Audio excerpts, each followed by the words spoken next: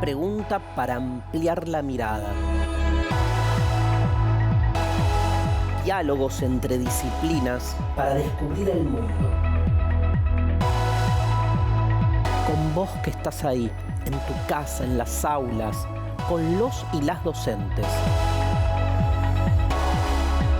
Nuevas formas de conocer, otros modos de aprender. Seguimos educando.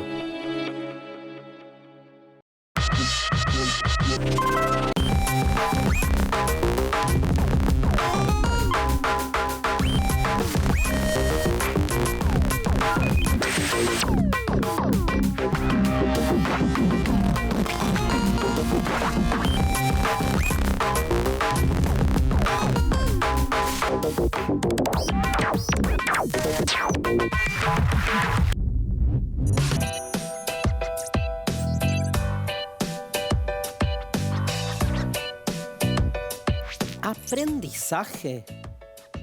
¿Qué y dónde se aprende? ¿Qué es la literatura de aprendizaje? ¿Quién la escribe? ¿Cómo es que contamos nuestra propia vida? ¿Es posible que aprendamos solas o solos? ¿Cómo se relacionan los adultos con los jóvenes en el aprendizaje? ¿Cuál es el lugar de la escuela? En la literatura de aprendizaje hay una tensión no resuelta entre la educación formal y la literatura.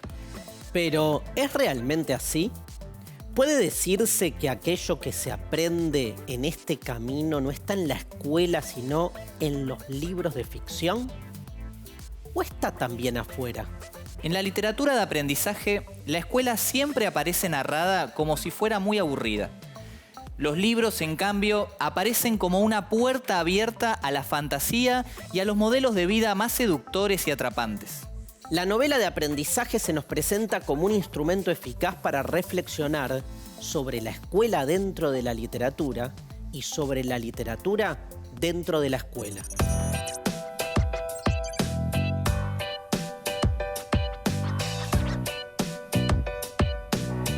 Podemos medir nuestro crecimiento externo, pero ¿podemos medir también nuestro crecimiento interno?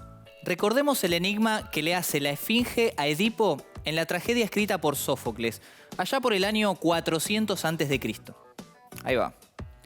¿Quién es el único ser de entre todos los que tiene una única naturaleza, pero posee 4 pies, 2 pies y luego 3 pies, y es más débil cuantos más pies tiene? El ser humano. Primero gatea, después camina y al final usa un bastón. En la cosmovisión helénica, el destino está predeterminado por los dioses. La capacidad de aceptarlo implica también reconocerse. Y en cierto sentido podemos decir que es una superación. Pero no se trata de un personaje pasivo que acepta todo lo que está determinado, sino que a lo largo de la obra tiene la libertad de acción. Actúa, pero elija lo que elija, su destino ya está fijado por la Moira. Eso le pasa a Yocasta, la madre y esposa de Edipo, que como no puede aceptar la realidad, decide quitarse la vida. Por su parte, Edipo, cuando se entera de su verdad, que se casó con Yocasta sin saber que su esposa era en realidad su madre, se saca los ojos. Cuando los tenía, no pudo ver su realidad y se exilia cumpliendo con el decreto que él mismo había determinado. Esto quiere decir claramente que la transformación de Edipo está vinculada con la construcción ¿de qué? De su propia identidad. ¿Cómo se concibe hoy esta idea de transición en etapas? ¿En qué consiste la maduración de la infancia a la edad adulta? ¿Y en qué términos trasciende lo biológico? ¿Qué angustias, qué inseguridades, qué sentimientos acompañan estos cambios? ¿Cuándo se transforma la identidad? La adolescencia es un periodo crítico en la vida de cualquier sujeto, casi como un segundo nacimiento. Luego de pasar por ella, las y los adolescentes tienen un nuevo cuerpo y una nueva identidad. En su libro Realidad y Juego, el pediatra Donald Winnicott plantea que en la época de crecimiento de la adolescencia, los jóvenes salen en forma torpe y excéntrica de la infancia y se alejan de la dependencia para encaminarse a tientas hacia su condición de adultos. El crecimiento no es una simple tendencia heredada, sino, además, un entrelazamiento de suma complejidad con el ambiente facilitador. La Organización Mundial de la Salud define la adolescencia como el periodo de crecimiento y desarrollo humano que se produce después de la niñez y antes de la edad adulta, entre los 10 y los 19 años. Se trata de una de las etapas de transición más importante en la vida del ser humano, que se caracteriza por un ritmo acelerado de crecimiento y de cambios, superado únicamente por el que experimentan los lactantes. Esta fase de crecimiento y desarrollo viene condicionada por diversos procesos biológicos. El comienzo de la pubertad marca el pasaje de la niñez a la adolescencia. Los determinantes biológicos de la adolescencia son prácticamente universales. En cambio, la duración y las características propias de este periodo pueden variar a lo largo del tiempo entre unas culturas y otras y dependiendo, obviamente, de los contextos socioeconómicos. Podemos pensar que el comienzo de la adolescencia está dado por la pubertad, ese momento de grandes cambios físicos donde aparecen los caracteres sexuales secundarios y el cuerpo se va transformando significativamente. También aumenta de tamaño, es decir, que el cuerpo crece, pero además de este crecimiento y desarrollo palpables en lo corporal, el adolescente atraviesa cambios en su constitución subjetiva, que van a referirse principalmente al desasirse de la autoridad de las figuras familiares. El apego al grupo de pares en donde encuentra contención y nuevos modelos identificatorios, la aparición de gustos y deseos propios que son cambiantes porque están en proceso de constitución y una mayor autonomía, la necesidad de hacer y resolver cosas por sí solos para mostrarse a sí mismos y a los demás que ya no es un niño o una niña. La identidad, no se me ocurre nada, no sé cómo explicar. No sé si existe. Es algo tuyo, como sos. Es lo que te representa a vos. La identidad es un concepto clave en la adolescencia. Nos define, nos hace sentir este soy yo y se construye en base a las interacciones que hacemos con los otros.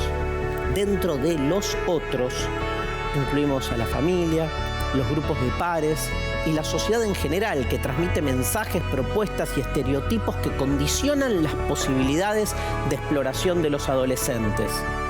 La sociedad espera determinadas cosas según nuestro género, según nuestra clase social y también según las edades. Existe en ese sentido un estereotipo de adolescente que se transmite a través de los medios de comunicación. Podemos pensar a la identidad como algo que se va armando de a retazos con las experiencias que nos toca vivir, con las identificaciones que se van formando. Te puedes identificar con una cosa, pero también te puedes identificar como otra. No significa que vos tengas una identidad. Si antes se pasaba de la niñez a la adultez sin más, ¿cuándo se comenzó a considerar la adolescencia como etapa que conforma la vida humana? La escuela graduada, la vestimenta, la mayoría legal, el servicio militar, entre otras intervenciones institucionales, dan cuenta de determinada concepción de las etapas del ser humano. ¿El sufrimiento conlleva necesariamente un crecimiento? ¿Y por qué? Es lo que dice cómo sos, cómo se refieren a vos, es lo que habla de vos, más que nada. Aunque no parezca, yo soy un poco gracioso más cuando estoy así, que me ambiento más con mis compañeros, soy bastante gracioso, eso es lo que me viven diciendo mucho.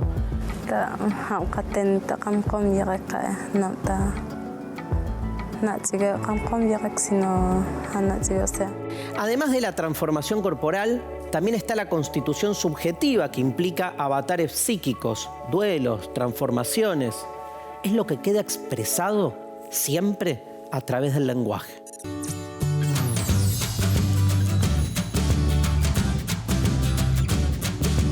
Las novelas de aprendizaje tienen una larga tradición. De hecho, puede decirse que empieza más o menos en el siglo XVI con los relatos picarescos. Sí, hemos mencionado un ejemplo del Lazarillo de Tormes. Sin embargo, se considera que este género nace en Alemania, durante el romanticismo del siglo XIX, con la novela Los años de aprendizaje de Wilhelm Meister, del escritor Goethe. Ese sí que me hizo llorar, ¿eh? A todos.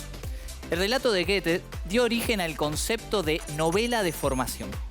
A partir de su traducción al inglés, muchos escritores cultivaron este género como Mark Twain con Las aventuras de Tom Sawyer, Hermann Hesse con Demian o Charles Dickens con David Copperfield. Se puede decir que el tema principal de todos estos relatos es la maduración del personaje dada por el pasaje desde la niñez hasta la adultez, y que esos textos claramente son representativos de este género. Y hay más ejemplos, muchos de ellos súper reconocidos. Dentro de la literatura clásica, una novela de aprendizaje es El Lazarillo de Tormes, una novela anónima publicada hacia el año 1554 y que muestra las peripecias de un niño pobre a quien su madre ofrece como ayudante. A lo largo de la historia, el protagonista pasa por distintos amos, casi todos ellos caracterizados por su maldad. La picardía de Lázaro le permite sobrepasar cada momento. Así, engaña y saca ventaja con el único objetivo de vivir más dignamente. Oliver Twist, del autor inglés Charles Dickens, es un relato clásico moderno publicado en el año 1839. El protagonista debe partir del lugar donde se encuentra por haber cumplido 10 años, con lo cual Oliver deja de ser un niño abruptamente por decisión de los otros. A diferencia del Lazarillo, Oliver Twist solo puede superar las diversas instancias con la ayuda de los otros. En 1951, el escritor norteamericano J.D. Salinger publicó la novela El guardián entre el centeno, también editada con el título El cazador oculto. Allí, crea un personaje que ya ha trascendido la literatura para convertirse en una referencia cultural de una época, una generación y una etapa de la vida. Holden Caulfield. Además de inscribirse dentro de la llamada literatura de aprendizaje, cuyo enlace directo es Las aventuras de Huckleberry Finn de Mark Twain, la publicación significó una verdadera revolución cultural que ha influenciado a la literatura occidental y la construcción de la rebeldía juvenil. ¿Qué hace de Holden un personaje tan especial? Los lectores accedemos directamente a su voz y punto de vista. Es un narrador protagonista. También accedemos a sus pensamientos a través de un lenguaje juvenil de su época. Por primera vez, se ofrece el lenguaje de la calle y de los jóvenes sin censuras. A través de la ironía y el sarcasmo de Holden, se miran los valores de una época dominados por valores conservadores y ya preestablecidos. El relato de Holden es un viaje desde que es expulsado de la escuela hasta que vuelve a su casa. Ese viaje ofrece una serie de oportunidades para descubrir su nueva identidad y marcar el fin de la infancia, remitido metafóricamente en el título del libro. La literatura argentina y latinoamericana tiene muchos otros personajes jóvenes que experimentan en cuentos y novelas cambios, traumas, transiciones y primeras experiencias. Hasta El juguete rabioso no había habido narrativa de la ciudad, así tomando a la ciudad como el espacio en el que todo sucede y además como clima, como personajes, ¿no? Que aparecen en El juguete rabioso y que solo pueden ser personajes de la ciudad. Y por eso se marca tanto al juguete rabioso como el comienzo de la narrativa urbana en el Río de la Plata, prácticamente. Lo que creo que es una broma de todas maneras, pero que te aseguro que daría muy buen resultado, es que si uno es padre de un chico, debería prohibirle al chico que lea determinados libros. Decirle, bueno, de acá para acá puedes leer, pero de acá para acá no tocas un solo libro porque no son para vos. Y en la prohibición, ahí le pones aquellos libros que querés que lea. Y yo me juego la cabeza que se van a trepar a sillas, van a hacer lo imposible por no cumplir la orden. Vale decir, por desobedecer. Y al desobedecer van a aprender a leer. Porque si vos le decís quiero que leas tal cosa, no va a tener absolutamente ningún resultado. El juguete rabioso de Roberto Arlt es considerado una novela de aprendizaje, estructurada a partir de la oposición entre educación de la escuela y la educación de la vida, de la calle, de la mano de su personaje principal, Silvio Astier. El escritor argentino Abelardo Castillo también ha desarrollado en Las otras puertas variantes de este género. Se destacan cuentos como Hernán, Conejo, El Marica y La madre de Ernesto.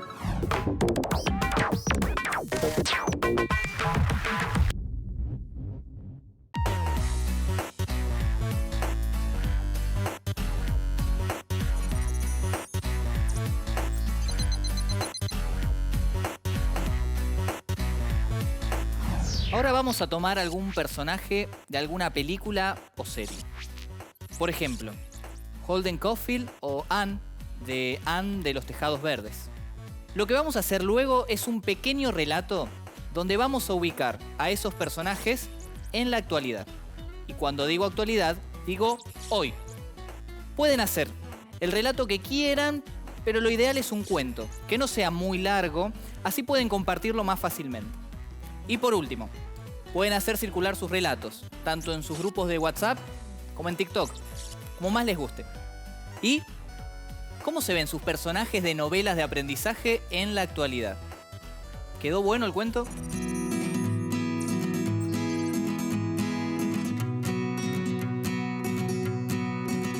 Podemos pensar en la ESI, en las escuelas, ya que nos permite que estas cuestiones vinculadas a los aprendizajes de la vida entren también en lo escolar.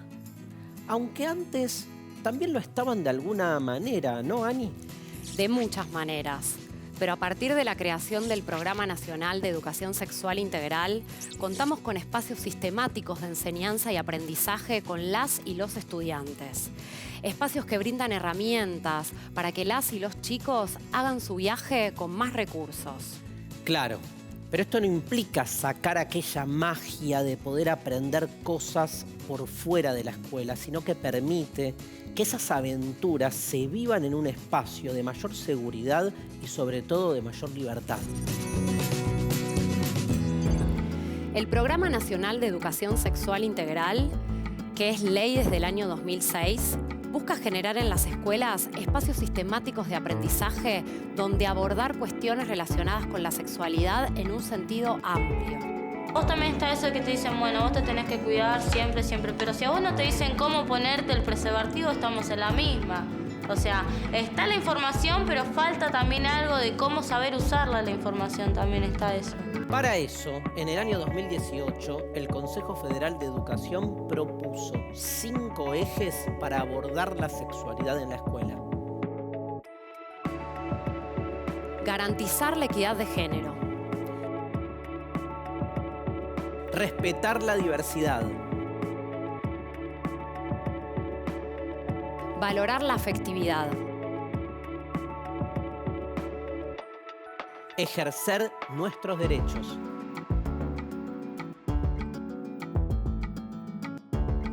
Cuidar el cuerpo y la salud.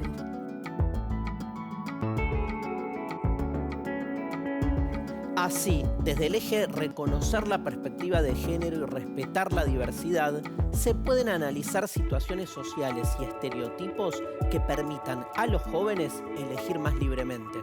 Al trabajar en el eje valorar la afectividad, se propicia la expresión de sentimientos y emociones en sus aprendizajes. Por ejemplo, a través de la literatura y lejos de mandatos como los hombres no lloran. El eje ejercer nuestros derechos pone en evidencia que niños, niñas y adolescentes son sujetos de derecho con plena capacidad para participar, para hacer oír su voz y sobre todo para no sufrir ningún tipo de discriminación. Desde el eje cuidar el cuerpo y la salud, los y las adolescentes pueden encontrar información para reflexionar y poder prevenir enfermedades, embarazos no intencionales o accidentes viales, entre otras cosas. Así podemos pensar que los espacios de ESI brindan herramientas para que todos los jóvenes puedan poner en sus valijas en el momento de iniciar su viaje de aprendizaje.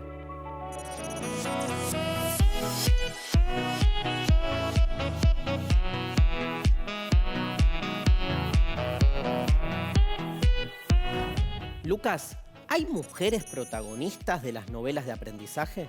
Las novelas de aprendizaje escritas por y sobre mujeres presentan cambios con respecto al canon literario de las novelas de formación tradicionales. ¿Podemos pensar que estas mujeres protagonistas afrontan dificultades ligadas a los factores de género? A diferencia del héroe varón, la mujer está expuesta a una serie de normas que debe acatar si no quiere experimentar conflictos interiores y con su entorno durante su proceso de crecimiento. ¿Coincidís conmigo igualmente en que estos conflictos obstaculizan su proceso hacia la madurez y hacia la armonía? Exacto. Y es algo que nos pasa con los personajes masculinos que abordan los conflictos como etapas necesarias para su crecimiento personal. Claro, hay varios ejemplos de novelas de aprendizaje protagonizadas por mujeres y que tienen estas características que nos acaba de contar Lucas. Jane Eyre es la novela más famosa de la novelista inglesa Charlotte Brontë, escrita en 1847. Es una autobiografía en la que se muestra la evolución de una protagonista fuerte y con carácter, que va ganando seguridad con el paso de los años. ¿Y algunas más actuales, te acordás? Sí, por ejemplo, Las edades de Lulú, de 1989. O también Malena es un nombre de tango, de 1994. Ambas de la escritora española Almudena Grandes. Leí hace relativamente poco el texto La chica pájaro, de Paula Bombara, publicada en el año 2016, y me pareció un abordaje muy interesante. No sé si lo leíste, Lucas, es una historia actual que transcurre en la ciudad de Buenos Aires. Sí, esta novela juvenil trabaja desde el conflicto familiar y las decisiones que debe tomar la protagonista para intentar escapar de un círculo violento. Mara, Alma, la protagonista, lucha con un presente que quiere dejar atrás. Y por eso, una de sus primeras decisiones es cambiar su nombre. Y si bien el conflicto de Mara o Alma viene de su casa, puede descubrir la bondad justamente en el exterior. Porque es ese exterior el que le ofrece confianza y también respeto. La posibilidad del aprendizaje. Claro. ¿Y qué me puedes decir de El diario de Ana Frank? El diario de Ana Frank marca una distancia. Allí se muestran las experiencias de maduración de una niña adolescente de 13 años que no puede tomar ninguna decisión que le permita cambiar su realidad, porque todo su exterior es un horror. Recordemos que Ana Frank era una niña judía situada en el contexto del nazismo. En su caso es claro que la bondad no está para nada en el afuera, ¿no? No, esa bondad solo puede encontrarla en su encierro. Ella estuvo escondida en la parte trasera de una casa con su familia, su padre, madre, su hermana y otra familia, también un dentista conocido del padre. Todos judíos perseguidos por los nazis. Y es ese adentro donde los conflictos propios de su edad aparecen.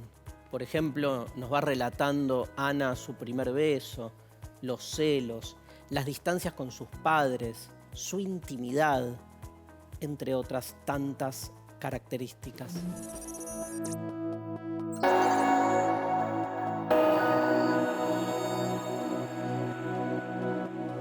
Qué increíble pensar que la adolescencia sea una etapa problemática, eso mismo constituya un problema, ¿no?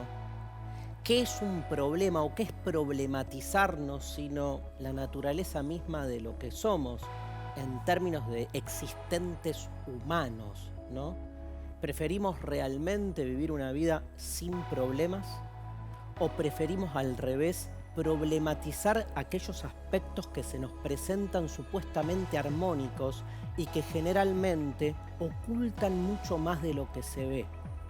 Tal vez la adolescencia sea esa etapa donde empezamos a vislumbrar que las cosas pueden ser de otro modo. Y por eso el sofocón, ¿no?, que nos sucede a esa edad. Sin embargo, vivimos una cultura adultocéntrica que permanentemente genera que esas sensaciones y experiencias adolescentes sean algo problemático en el mal sentido y muchas veces e increíblemente algo tratable. ¿Qué es el adultocentrismo? Es creer que es la etapa de la adultez la que caracteriza del modo más esencial lo que entendemos como ser humano. Como si el ser humano se realizara únicamente cuando llega a ser adulto. Me parece que desde esa perspectiva estamos siempre excluyendo, discriminando y no pudiendo conectar con la etapa adolescente en sus propios problemas, en sus propios valores, en sus propios propósitos. Poder conectar con el adolescente no todo el tiempo juzgando y enunciando desde la adultez, pensando que ser adolescente es solo una etapa que se consuma en la medida en que luego se alcanza el objetivo de la madurez. No sé si ustedes saben cuál es la etimología de la palabra adolescente. Corre popularmente esa relación entre adolescente y adolecer. Sin embargo, déjenme decirles que la etimología no acuerda mucho con esa conexión. Al revés, adolescente se conecta con adulto. Ambas palabras tienen la misma raíz. ¿Y saben con qué nos conecta esa raíz? Con la palabra alimento. Porque lo que significa en el fondo ser adolescente es estar creciendo, es estar de algún modo alimentándonos. Y el adulto es el que ya no crece más, el que de algún modo terminó su proceso. ¿Y saben qué otra palabra tiene la misma raíz que adulto y que adolescente? Alumno. También creemos ingenuamente que alumno deriva de carencia de luz o sin luz. No, alumno también proviene de alimento. Ser adolescente es entrar en la vida como alumnos, o sea, en un recorrido infinito que constituye nuestro objetivo más preciado, el de estar todo el tiempo tratando de conocernos mejor a nosotros mismos.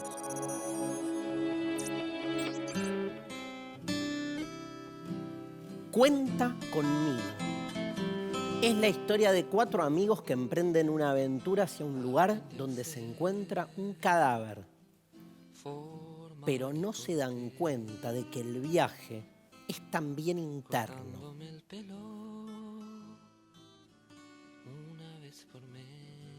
La joven vida de Juno es una comedia que narra la historia de una joven de 16 años que queda embarazada de su mejor amigo, Pauli, y decide entregar al bebé en adopción. En ese camino, donde se la ve aún en su plena adolescencia, Juno entabla relación con la pareja adoptante que la confronta aún más con su propia madurez repentina. El graduado cuenta la historia de Benjamín, un joven recién egresado de la universidad que con 21 años vuelve a la casa de sus padres y encuentra su despertar sexual y el amor, aunque con 2 mujeres distintas. El despertar sexual con la señora Robinson, amiga de sus padres, y el amor con Elaine Robinson, la hija de su nueva amante. Jojo Rabbit es una comedia que cuenta la historia de Johannes Jojo Betzler, un niño que vive en la Alemania nazi durante la última etapa de la Segunda Guerra Mundial con su madre, Rosie, y que habla a menudo con Adolf, su amigo imaginario, una versión divertida y bufonesca de Adolf Hitler. Lo que no sabe Jojo es que su madre esconde a una adolescente judía que cuando la descubre se acercará a él más de lo que imagina y que lo hará por eso mismo crecer. Boyhood es una biopic que cuenta distintos momentos de la vida de una familia y particularmente de Mason, La historia lo sigue desde los 6 años hasta sus 16 en un relato que muestra sus cambios internos y externos, como las mudanzas, sus diferentes colegios, sus primeros amores y desilusiones y una mezcla de desgarro y de sorpresa. Super Cool es una comedia juvenil que cuenta la historia de 3 amigos no tan populares que tienen como destino ir a una super fiesta cool. Pero ese destino es la excusa para narrar la historia de estos 3 jóvenes que están por iniciar su vida universitaria, que transitan su último año en la escuela secundaria y que posiblemente se separarán para siempre. 500 Days of Summer es la historia de los 500 días de relación de Tom y Summer, una joven pareja muy particular. En el relato se muestra cómo se conocen y se enamoran, sus momentos de diversión, conexión, compañerismo y fundamentalmente de desamor. Amor urgente. Narra la historia de un adolescente que se muda con su madre a un pequeño pueblo y conoce a Pedro, un chico torpe y tímido. Ambos entablan una amistad en la que aparece la posibilidad de un primer beso y también, obviamente, de un primer amor. El estudiante cuenta la historia de un joven que llega a Buenos Aires del interior del país para iniciar por tercera vez sus estudios universitarios. No tiene objetivos claros ni metas claras hasta que se siente interpelado a participar en la militancia política universitaria. Absurda es la historia de Cielo, una adolescente de clase media acomodada que conoce a un chico 9 años mayor por internet y se enamora obsesivamente. La relación se vuelve cada vez más enfermiza y ella cada vez se destruye más a sí misma hasta llegar a límites desconocidos.